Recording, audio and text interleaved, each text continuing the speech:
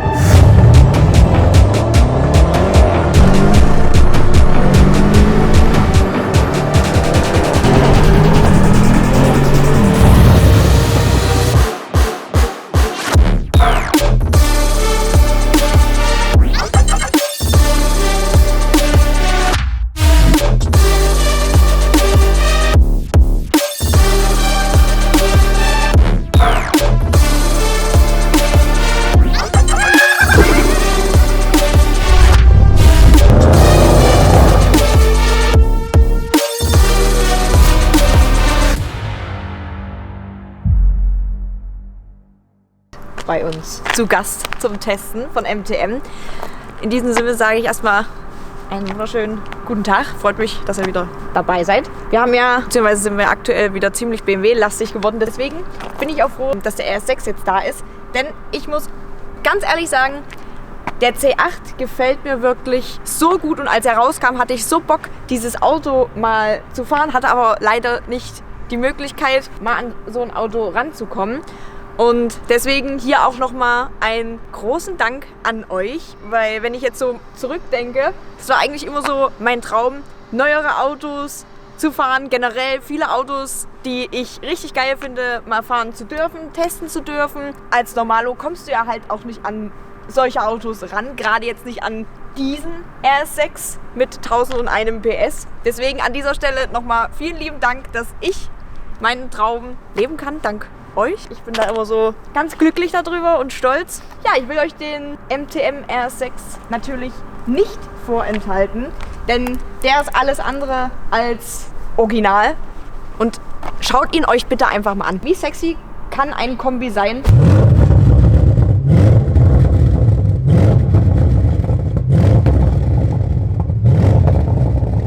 Ich würde sagen, wir gehen jetzt einmal zusammen rum, schauen uns den zusammen einmal an. Und was einem direkt ins Auge springt, sind diese 22 Zoll MTM Bimotorfelgen. Die passen optisch so gut zu dem Fahrzeug und vor allen Dingen, wenn du so ganz langsam an dem Schaufenster vorbeifährst, ich meine, ich glaube, das macht jeder, dass man da ins Spiegelglas schaut, das schaut einfach so genial aus. Wir haben hier jetzt auch noch Gewindefedern von MTM, passt super zusammen, richtig stimmiges Konzept, was sich hier durch das ganze Auto zieht. Und bevor ich jetzt wieder weggehe, habt ihr diese riesengroßen Keramikbremsen hier vorne gesehen? Schaut euch mal bitte diese Bremsscheibe an und diesen riesengroßen Sattel. Der ist größer als mein Kopf. Also das ist absoluter Wahnsinn. Und ich bin den ja schon gefahren, also wenn du hier reintrittst, der steht sofort. Aber generell von dem R6 bin ich sowieso überzeugt. Der war noch nicht mal richtig da war ich schon begeistert, weil in dem Rot steht er halt, es steht ihm. Sieht halt einfach sexy aus, kann man nichts dazu sagen. Egal, ob du vor dem R6 stehst oder dahinter, es kommt dir erstmal gefühlt eine riesengroße Schrankwand entgegen. Das Auto ist so brachial, groß und breit. Es schaut einfach mega aus, wenn er dir auf der Straße entgegenfliegt. Was wir hier auch jetzt noch haben, Diffusor in so einer Seitenmattenoptik in Carbon, was halt auch nochmal so ein, ich finde, so einen racigen Look verleiht. Sehr schön. Die Endrohre und die komplette Abgasanlage ab dem Turbolader ist von MTM. Jetzt ist natürlich die Frage, dieses Modell hat natürlich, was kommt alles nach dem Turbolader? Nach dem Turbolader kommt natürlich unsere Downpipe, unsere OPF. Ich kann jetzt nicht sagen, was jetzt an der Abgasanlage dann von MTM verändert wurde. Vielleicht entweder, dass der Durchmesser breiter wurde, aber es wäre natürlich noch interessant gewesen zu wissen, was für eine Downpipe natürlich drin ist. Und OPFs müssen ja original bleiben. Ja, was haben wir noch? Ich mache mal einmal die Motorhaube auf, dass wir uns das auch gleich mal von oben anschauen können. Aber so viel, denke ich, werden wir auch jetzt nicht im Motorraum sehen können. Original haben die R6 C8 600 PS und 800 Newtonmeter und schaffen 0 auf 100 in 3,6 Sekunden. Laut Angabe von MTM hat dieser R6 jetzt 1001 PS, aufpassen, und 1250 Newtonmeter. Das Gewicht von dem Auto sind 2150 Kilogramm. Ist natürlich eine Ansage, natürlich das Gewicht muss auch bewegt werden. Von oben sehen wir jetzt nicht viel. 4 Liter V8 Biturbo, die Lader sitzen ähnlich wie beim C63, auch im heißen V, also sind oberhalb liegende Turbolader. Vielleicht einmal jetzt hier hinten schauen. Danach kommen dann die Downpipes, gefolgt dann vom OPF. So viel sehen wir jetzt nicht, außer dass da viel Hitze ummantelt ist. Aber ich hoffe, ihr habt trotzdem so einen kleinen Anblick. Dann haben wir noch eine Carbon-Ansaugung noch mit drin. Und was mich richtig begeistert hat, also was Audi hier mit den Lichtern immer für eine Lichtershow hinblättert, richtig geil. Machst das Auto im Dunkeln an, dann reihen sich hier die Lichter so aneinander, dann wischt das nochmal so durch.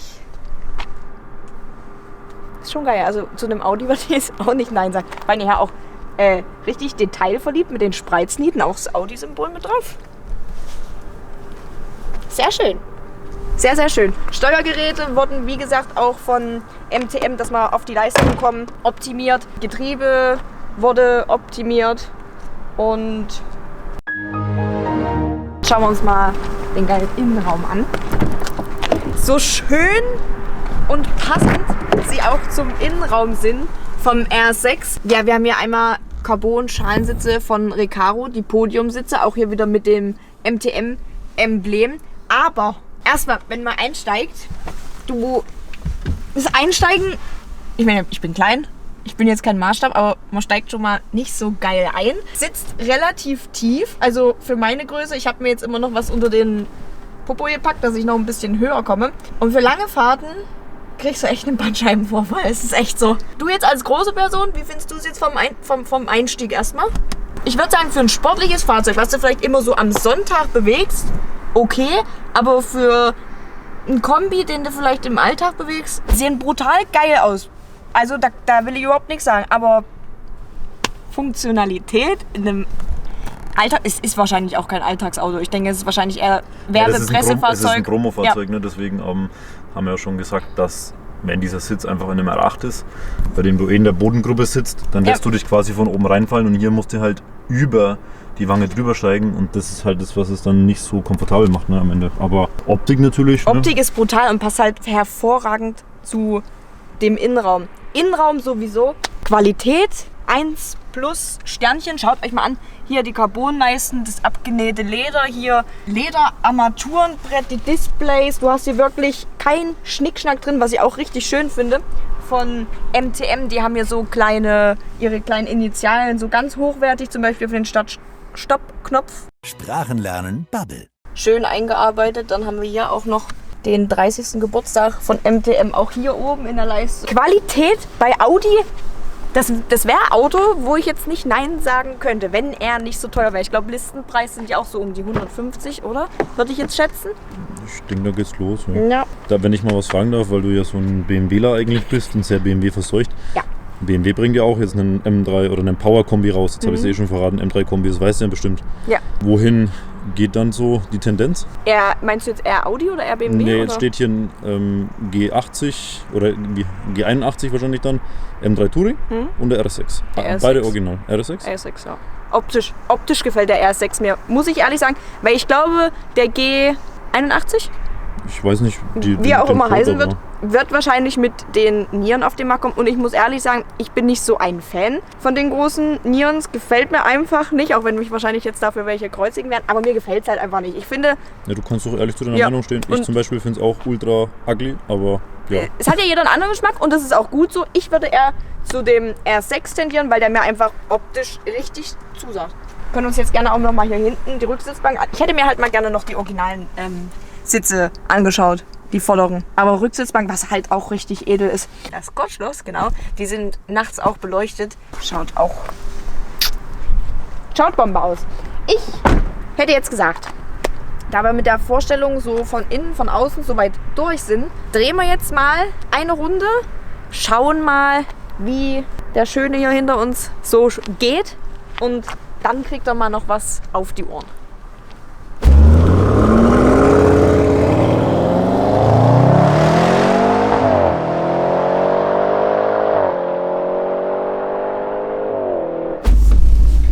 Als ich den RS6 von MTM abgeholt habe, muss ich ehrlich sagen, bin ich schon so ein bisschen mit mit Respekt eingestiegen, weil man ja auch nicht weiß, okay, das Auto hat jetzt 1001 PS und 1250 Newtonmeter. Das schießt sich wahrscheinlich gleich komplett im Orbit. Und ich wollte ihn ja auch nicht ablegen und dachte mir, ich teste mich erstmal so langsam ran. Und wenn du von Wettstetten über die A9 dann wieder Richtung Bamberg fährst, hast du ja dann auch mal schöne gerade Strecken, wo du auch mal Gas geben kannst. Und da habe ich mich erstmal so langsam rangetastet. Ich komme ja auch jetzt, sag ich mal, mit dieser Sitzeinstellung auch nicht komplett ans Gaspedal, was ich am Anfang jetzt gar nicht erstmal so schlecht fand. Also es geht schon, aber halt komplett durchdrücken ging am Anfang nicht. Jetzt habe ich ja meine Sitzunterlage, jetzt geht das. Da habe ich mich halt immer so nach und nach rangetastet, bis ich mich halt mal dann irgendwann getraut habe, mal komplett durchzuladen. Und ich muss schon sagen, das ist das erste Mal machst du mit so einem schnellen Auto. Wie gesagt, das ist das schnellste Auto, was ich bis jetzt gefahren bin. Denkst erstmal, also so schnell ist dein Gehirn überhaupt gar nicht. Das realisierst du gar nicht. Und dann musst du es ein paar Mal machen. Gerade so, wenn du aus dem ersten, zweiten, dritten halt raus beschleunigst, ist halt die Beschleunigung am krassesten. Und irgendwie hatte ich das Gefühl, es wird dann so ein bisschen zur Sucht. Und dann steigst du wieder in ML ein und dann denkst du ja so, okay, jetzt geht gar nichts mehr, wir stehen. Aber das ist wirklich eine richtig krasse Beschleunigung, wie sich das anfühlt, wie sich das in den Sitz reindrückt. Einfach geil. Ich werde euch das einmal zeigen und den Tacho filmen, dass ihr mehr seht, wie krank das eigentlich ist. Alter, krass. Wie der vorangeht. Der schiebt und schiebt und schiebt und vor allen Dingen durch den Allrad kriegen wir ja auch die ganze Leistung schön auf die Straße. Ey, das ist brutal. Das macht so Bock, mit dem Auto zu fahren. Und gerade die Beschleunigung, hast auch noch den Sound von hinten. Ich finde, die Beschleunigung, die macht irgendwie süchtig in dem Auto. Den muss man definitiv mal gefahren sein. Übelst geil. Zaubert einem definitiv sofort ein Lächeln ins Gesicht. Ihr habt schon voll den Sprachfehler. Und an der Stelle würde ich mich direkt bei euch verabschieden. Ich muss jetzt nämlich wieder nach Wettstetten das Schmuckstück leider wieder zurückbringen. Ich werde ihn vermissen. Hat echt Spaß gemacht. Ja, schreibt doch gerne mal in die Kommentare, was ihr zum RS6 C8 sagt. Wie ihr ihn optisch findet, wie ihr ihn klangtechnisch findet. Und ich hoffe, ich konnte euch die Leistung ein bisschen näher bringen. Haut's gerne in die Kommentare. Lasst mir einen Daumen nach oben da und dann würde ich sagen, sehen wir uns im nächsten Video.